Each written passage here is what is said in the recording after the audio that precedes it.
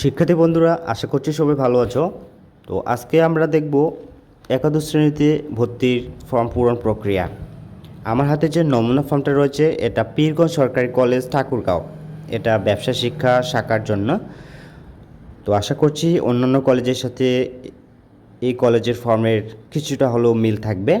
ভর্তি ফর্ম পূরণ প্রক্রিয়াটা একই রকমের। তো শুরু করা যাক। প্রথমে রয়েছে নাম বাংলায়, এখানে শিক্ষার্থীর নামটা বাংলায় দিতে হবে। তা তোমার নামটা বাংলায় দেবা এবং নিচেই রয়েছে ইংরেজি ব্লক লেটার্স, ইংরেজিতে দিতে হবে সম্পূর্ণ বড় হাতের। পাশে রয়েছে মোবাইল নাম্বার, এখানে তোমার যে মোবাইল নাম্বারটা রয়েছে সবসময় চালু থাকে, এটা দিয়ে দিবা।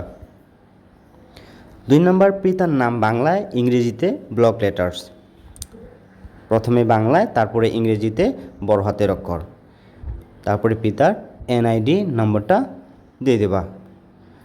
3 নম্বর একই, প্রথমে বাংলায় তারপরে নিচের ঘরে ইংরেজিতে বড় হাতের অক্ষর এবং অপর পাশে রয়েছে এনআইডি কার্ডের যে নাম্বারটা এটা দিয়ে দিতে হবে। 4 নম্বর, অভিভাবকের নাম পিতা ও মাতা উভয় মৃত হলে, যদি কারো পিতা মাতা উভয় মৃত হয় তাহলে অন্য কাউকে অভিভাবক হিসেবে দিতে হবে। যেমন বড় ভাই থাকলে বড় ভাই, এবং যদি চাচা থাকে তাহলে চাচাকে দিতে হবে। তাহলে সম্পর্ক এখানে বড় ভাই হলে ভাই, যদি চাচা হয় তাহলে চাচা, এবং ওনার মোবাইল নাম্বারটা এখানে দিয়ে দেবা। 5 নম্বর, স্থায়ী ঠিকানা। স্থায়ী ঠিকানা বলতে যেখানে আমরা থাকি এবং ভবিষ্যতেও থাকবো, এটা হচ্ছে আমাদের স্থায়ী ঠিকানা। তো এখানে গ্রাম, ডাকঘর বা পোস্ট অফিস, উপজেলা মানে থানা এবং জেলা, আবার মোবাইল নাম্বারটা এখানে দিতে হবে। বর্তমান ঠিকানা, বর্তমানে যেখানে থাকা হয়।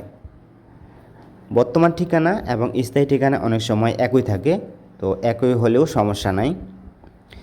গ্রাম যেটা এখানে দিয়ে দিবা, ডাকঘর বা পোস্ট অফিস, উপজেলা, জেলা এবং আবার মোবাইল নাম্বার। অভিভাবকের বার্ষিক আয়, তুমি যাকে অভিভাবক হিসেবে দিছো তার বার্ষিক আয় কত এখানে দিয়ে দিতে হবে। এটা তার কাছ থেকে জেনে শুনে বসাই দিতে হবে। তার পেশা কি এটা এখানে দিয়ে দিবা। তার কৃষি জমির পরিমাণ তাকে অবশ্যই জিজ্ঞেস করতে হবে, আন্দাজি এখানে না দেওয়াটাই ভালো হবে। যদি বেশি পরিমাণে কৃষি জমি হয় তাহলে একরে দিয়ে দেবা, আর যদি অল্প পরিমাণে হয় তাহলে শতকে দিয়ে দেবা। অকৃষি জমি, অকৃষি বলতে পুকুর হতে পারে, যেখানে গাছের বাগান হতে পারে, এটা অকৃষি জমি। এগুলো সবসময় অল্প পরিমাণে হয়, কারো আবার ব্যাপক হিসেবেও থাকে। তো যদি বেশি পরিমাণে থাকে তাহলে একরে, আর যদি কম পরিমাণে থাকে তাহলে শতকে। পাশে মোট কৃষি অকৃষি মিলিয়ে টোটাল জমির পরিমাণ কত এখানে মোট যে ঘরটা রয়েছে এখানে দিতে হবে। জাতীয়তা, 8 নম্বরে রয়েছে জাতীয়তা। আমাদের জাতীয়তা বাংলাদেশি, ধর্ম যার যেটা ধর্ম, যদি ইসলাম হয় তাহলে সুন্নি বা ইসলাম দেওয়া যাবে, যদি হিন্দু ধর্ম হয় তাহলে সে হিন্দু বা সনাতন লিখতে পারবে, যদি খ্রিস্টান হয়ে থাকো তাহলে খ্রিস্টান লিখতে পারবা। রক্তের গ্রুপ, যার যেটা রক্তের গ্রুপ, এ বি সি ইত্যাদি এগুলো দিয়ে দেবা। জন্ম তারিখ, জন্ম তারিখ বলতে শুধু একটা তারিখ না, এখানে দিন, মাস এবং সাল, এই 3টা মিলেই জন্ম তারিখ এখানে সুন্দর করে দিয়ে দেবা।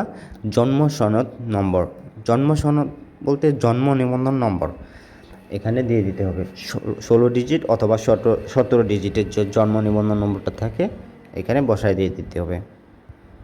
অধ্যয়নের বিষয়সমূহ, আবশ্যিক বিষয়গুলো সব ক্ষেত্রে একই হয়, সবার জন্য একই।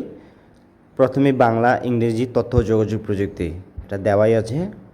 এবং শাখাভিত্তিক ঐচ্ছিক আবশ্যিক বিষয় 3টি, যেমন ব্যবসায় শিক্ষা শাখার ক্ষেত্রে এখানে দেওয়া আছে হিসাব বিজ্ঞান, ব্যবসায় সংগঠন ও ব্যবস্থাপনা, ফিন্যান্স, ব্যাংকিং ও বিমা। 7 নম্বর, শাখাভিত্তিক চতুর্থ বিষয় বা একটি, অর্থাৎ এটা হচ্ছে অপশনাল বিষয় হিসেবে যেটা থাকে, এটা কৃষি হতে পারে অথবা অর্থনীতিও হতে পারে। তো বিজ্ঞানের ক্ষেত্রে জীববিজ্ঞান হতে পারে অথবা ম্যাথামেটিক্স হতে পারে। এটা যার যেটা চতুর্থ বিষয় এটা লিখে দিতে হবে।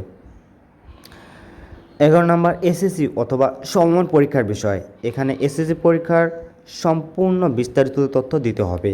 প্রথমেই পরীক্ষার নাম কি, এসএসসি, পাশের বছর কত সালে এসএসসি পাস করেছো এটা দিতে হবে, বিদ্যালয়ের নাম, তারপরে ঠিকানা ও ইন নাম্বার। প্রত্যেক বিদ্যালয়ের একটা কোড থাকে যেটা ইন নাম্বার বলা হয়। এটা না জানা থাকলে বিদ্যালয়ের কাছে জেনে তারপরে এখানে বসায় দিতে হবে। শাখা, কোন শাখা থেকে পরীক্ষা দিয়েছো, বোর্ড নাম্বার, বোর্ড কোন বোর্ডের অধীনে পরীক্ষা দিয়েছো, তারপরে রোল নাম্বারটা কত ছিল, অর্থাৎ এসএসসি পরীক্ষার রোল নাম্বার, রেজিস্ট্রেশন নম্বর এবং জিপিএ কত।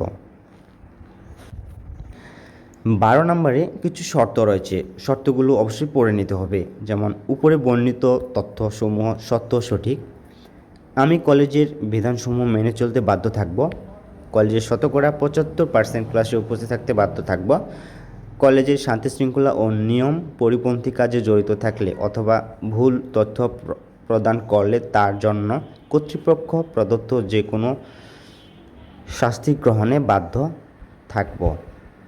এই নিয়মগুলো বিভিন্ন কলেজে বিভিন্ন রকমের হতে পারে। তোমরা এখানে নিয়মগুলো পড়ে নিবা, দেন তারপরে অভিভাবকের পূর্ণ স্বাক্ষরটা এখানে নেবা। পূর্ণ স্বাক্ষর বলতে শুধু নামটা না, পূর্ণ নাম, টাইটেল সহ। দেন অপর পাশে তোমার নাম, পূর্ণ নামটা এখানে দিয়ে দেবা এবং তারিখ দিয়ে দেবা। আর ফর্মটার উপরে ডান পাশে কোনোটায় দেখো একটা ঘর আছে, এখানে 1 কপি পাসপোর্ট সাইজের ছবি লাগাতে হবে। সো এই ছিল ভর্তি ফর্ম পূরণের বিস্তারিত বিষয়। তো আশা করছি আর কোনো সমস্যা হবে না, নিজে নিজেই ফর্মটা পূরণ করতে পারবা। তো যদি কোনো সমস্যা হয়ে থাকে কমেন্ট করে জানাবা। সো ততদিন পর্যন্ত ভালো থেকো, সুস্থ থাকো এবং তোমাদের কলেজ লাইফ ভালো হোক এটা কামনা করি। So thank you so much.